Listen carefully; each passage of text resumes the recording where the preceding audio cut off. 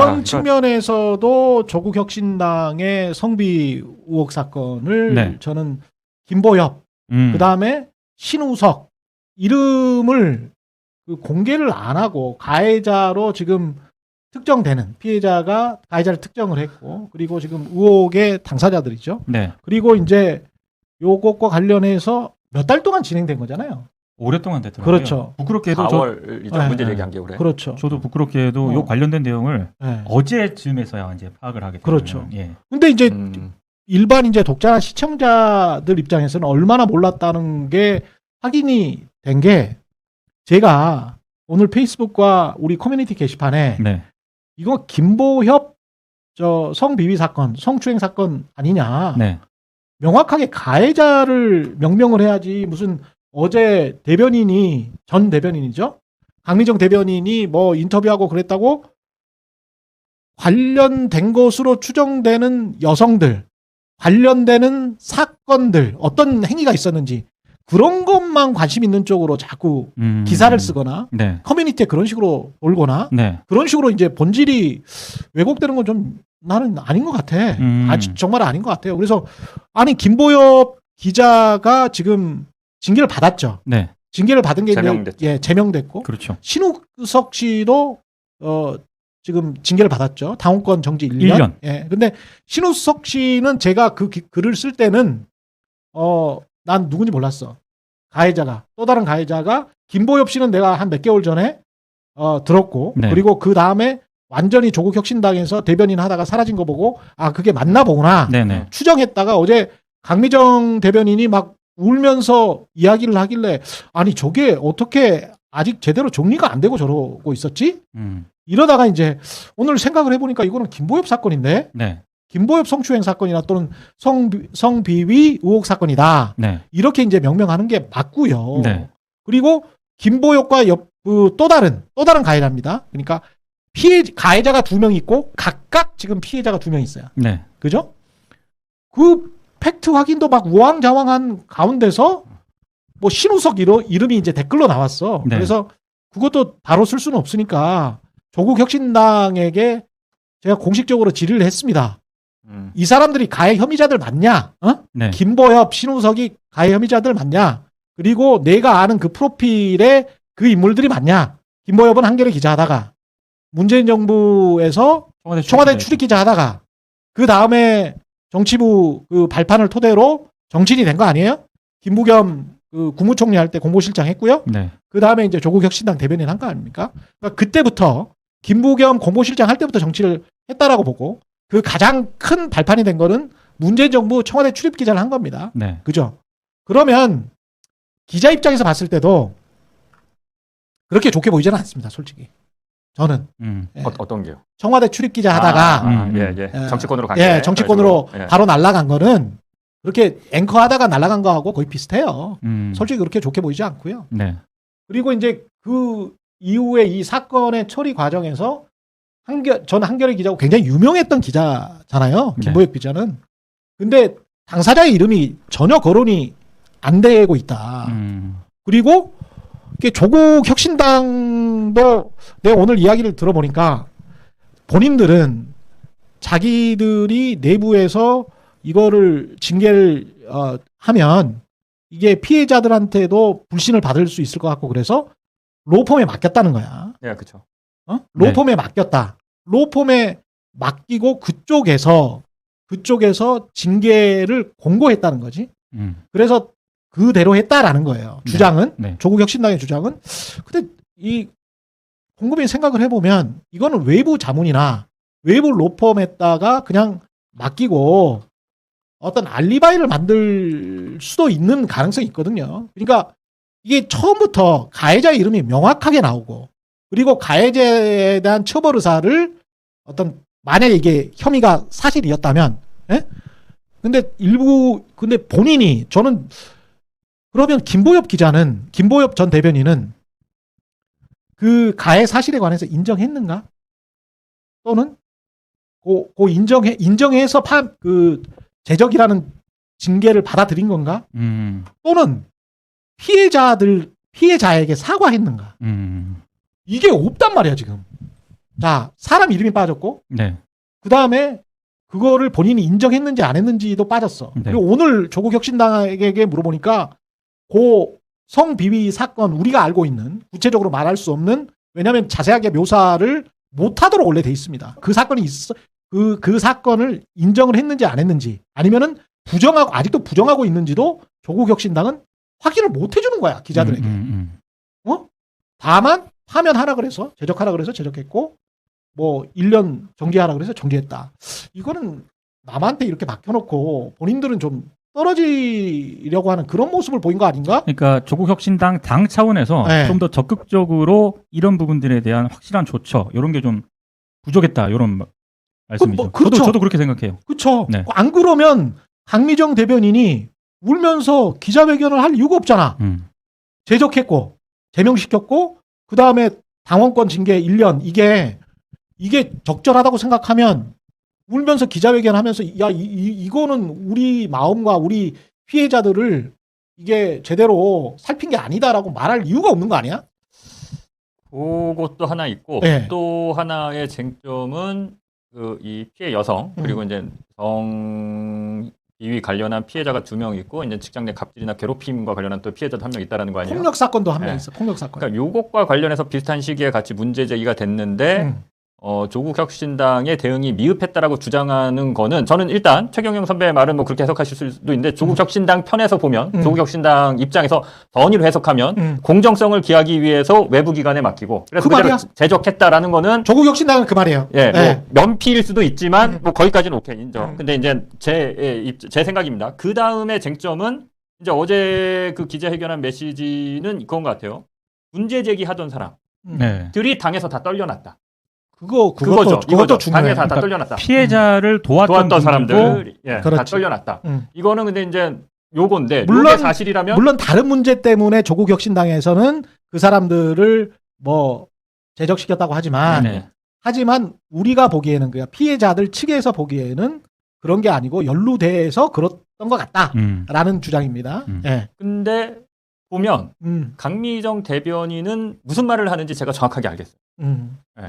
그리고 적극적으로 하고 진심을 진심을 담아서 얘기하려고 하는 것 같아요. 예. 조국 혁신당 얘기를 어제 쭉 들어봤는데 예. 일단 뭔 말인지 모르겠어요. 계속 얘기하는 게 좀 일방적인 주장이 있다. 사실관계는 그렇지 않다. 그럼 뭐가 일방적이고 뭐가 사실관계가 그렇지 않은지 조목조목 얘기를 이해되게 해줘야 되는데 그렇지. 자료를 봐라. 그 자료를 봤어요. 자료를 봤더니 또 다른 자료를 보면 뭐 알 수 있대. 그걸 봤어. 모르겠어. 기자인 나도. 그러니까 이게 전반적으로 제가 보는 느낌은 말할 때 메시지를 줄 때 메시지의 내용도 중요하고요. 메시지를 전달하는 태도도 중요한데 어제 조국 혁신당이 오늘까지 이제 보여준 모습은 도망가는 느낌. 기자회견 하기 싫어하는 느낌.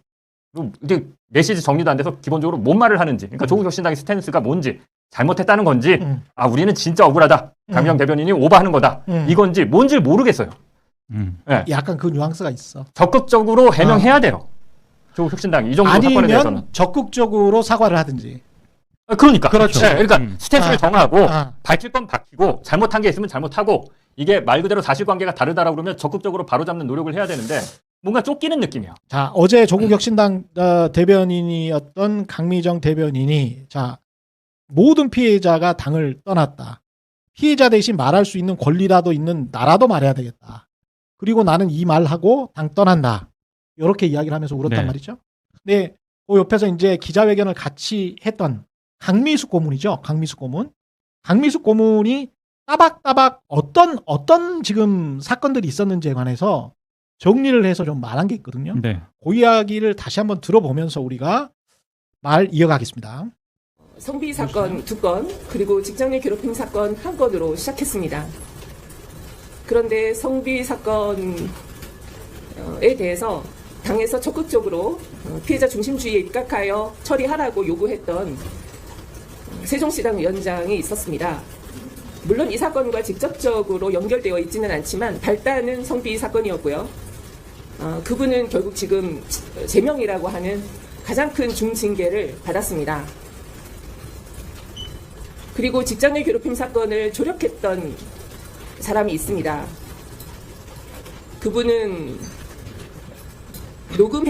녹음을 했다라는 행위, 그것 때문에 감봉 4개월의 징계를 받았고 며칠 전 퇴사하고 탈당했습니다. 그리고 직장 내 괴롭힘의 피해 당사자는 계약 만료일이 되면 퇴사할 예정입니다.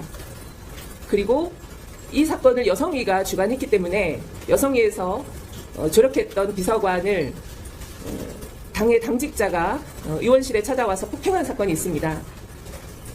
이 사건에 대해서 당에서 엄중하게 조사하고 조치를 취해달라고 여러 차례 요청했지만 지금까지 어떤 조치도 취해지고 있지 않고 있고 해당 비서관은 경찰에 고소했고요. 지금 현재는 검찰에 송치되어 있는 상태입니다. 이게 지금 이게 왜 안에서 키우고 있다라는 그런 느낌이 들 수밖에 없거든요. 심각하네요. 근데 저는 이게 그래서 까놓고 물어봤어요. 사실 저도 좀 의심스러운 게 있어서 조국 전 대표가 문재인 정부 때 민정수석이었어요. 김보엽 기자는 문재인 정부 청와대 출입 기자를 하면서 문재인 대통령의 예쁨을 받았습니다. 그래요? 네, 친했어요. 친했어요. 유명했습니다.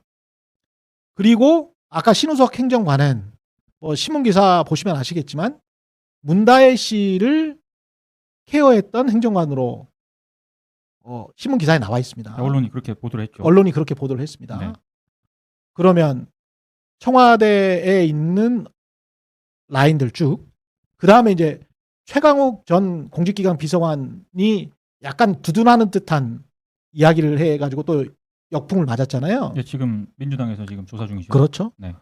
이걸 생각을 해보면 팔이 안으로 굽었던 분위기를 피해자나 다른 당직자들 또는 조력자들에게 준 거 아니요? 라고 물어봤어요. 네. 그렇게 물어보셨다는 네, 나는 그렇게 물어봤. 나는 그렇게 의심이 되더라고. 네. 네.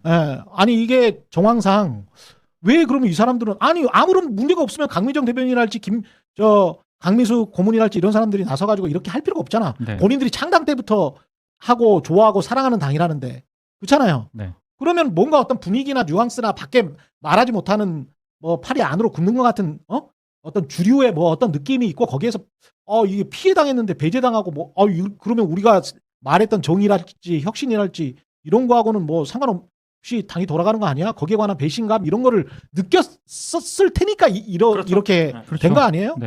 그래서 그렇게 물어보니까 아니 그랬다면 왜 우리가 외부 기구에 그러니까 로펌에 이 사건을 맡겼겠어요? 안에서 흐지부지 처리를 충분히 할 수 있었겠죠. 뭐 이런 식으로 이야기를 하더라고. 일견 맞는 것 같기는 하나. 그러나 아까 그런 이야기, 제가 말씀드린 어떤 첫 번째 의혹, 외부에서도 흐지부지 처리할 수 있는 어떤 방패막, 어떤 알리바이 같은 조직, 그런 거는 정부의 영역위랄지, 뭐 관련된 위원회랄지 이런 데에서 제가 많이 봐왔기 때문에 네. 꼭 외부 로펌에서 했다고 모든 거를 객관적으로 그리고 피해 당사자들이 뭐 인정할 수 있게 그렇게 처리했다? 그렇게 납득하기는 힘들다. 제가 봤을 때 네. 순서가 잘못된 것 같아요. 어떤 순서가? 이를테면 네. 자, 이런 사건이 발생을 했어요. 그럼 조국혁신당 차원에서 뭔가 뭐 조사를 하든 그래서 어떤 가해자에 대해서 조치를 취하든 그렇게 해서 이렇게 어떤 조치가 내려졌잖아. 근데 그거에 대해서 피해자가 동의를 못해. 이건 좀 편파적이다. 그랬을 때 외부로 가는 게 맞죠. 저는. 그럼 우리를 못 믿으면 그러면 외부 기관 한번 맡겨보자. 이게 맞는데 지금 최경영 선배 얘기를 들어보면 조국혁신당은 처음부터 당 차원에서 적극적인 당 차원에서 하려다가 네. 당 내부 사람이 3사람이 있고 당 외부 사람이 2사람이 있는데 네. 그거를 못 믿겠다고 하니 본인들은 외부에 맡겼다 이야기인데 피해자 측은 처음에 가보니 가해자인 사람이 거기에 있었다. 네. 그거잖아요. 지금. 그거죠. 네. 그거잖아요. 그러니까 신뢰관계가 거기서부터 이제 무너져 버린 것 같고요. 그리고 이제 그러면서 결국은 저는 결과로 우리가 따질 수밖에 없다라고 보는데 이 절차에 분명히 문제가 있었다라고 저는 생각을 합니다. 왜냐하면 일단 가해자들의 이름이 안 나올 이유는 없다고 봅니다. 난 그게 이상해. 그리고 두 번째, 피해자들이 다 떠났어. 그러니까요. 몇 개월 동안 피해자들이 다 떠나버렸잖아. 예. 그리고 피해자 조력자들도 떠났거나 뭐 제명당했거나 이랬어. 예. 그것도 이상해. 그렇잖아. 그렇죠. 그러니까 조국 혁신당의 어떤 발표랄지 우리는 할 만큼 했다 뭐 이런 뉘앙스로 말은 안 했지만 최선을 다했다라고 말하는 이 모든 것에 그 입장문이나 어떤 대변인의 말을 제가 믿기가 조금 어려워요. 왜냐하면 결과적으로 보면 가해자의 이름은 한 번도 나온 적이 없고 그건 언론도 공모자들 중에 하나라고 보지만 네. 왜 한겨레 출신의 조국 혁신당 전 대변인 김보엽 이 이름이 왜 안 나오나? 그걸 왜 저 같은 그냥 당신들이 말하는 그냥 유튜버라는 사람이 페이스북이나 이런 데다가 하니까 김보엽인지 이제 알았어요. 라는 독자 시청자들이 왜 그렇게 많나? 기자들은 다 알고 있었는데 4, 5개월 동안? 이거 이상하잖아. 그리고 피해자들은 4, 5개월 동안 왜 다 떠나도록 방치를 하지? 놔두지? 꼭 어떻게든 붙잡고 설득하고 사과하고 그래야 되는 거 아니에요? 그렇죠. 그런 차원에서 상식적으로 좀 이해가 안 간다는 거지. 이게. 그러니까요. 맞습니다. 그 부분을 좀 그 조국혁신당이 설명할 필요가 있을 것 같아요. 왜 피해자나 그 조력자들이 당을 다 떠날 수밖에 없는지에 그치. 대한 해명이 그렇죠. 예. 앞서 말씀드렸지만 뭐 이해가 되지 않아요.